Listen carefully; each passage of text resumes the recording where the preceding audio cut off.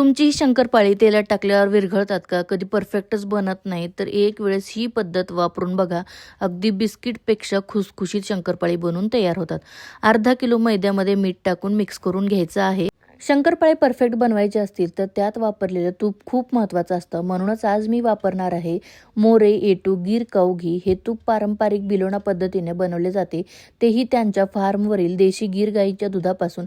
विशेष म्हणजे या गायींना 100% सेंद्रिय चारा दिला जातो, त्याच्याने तुपाची आणि दुधाची गुणवत्ता अजूनच वाढते. दुसरीकडे एका मिक्सिंग बाउलमध्ये मी समप्रमाणामध्ये साखर, तूप आणि दूध घेतलेलं आहे.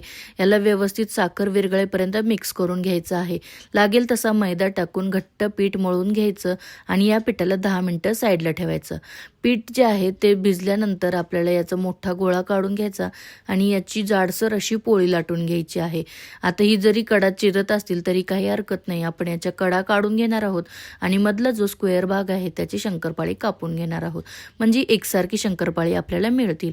आता ही शंकरपाळी लो टू मिडियम गॅसवर गरम गरम तेलामध्ये तळून घ्यायची आहेत, अगदी सोनेरी रंगावर.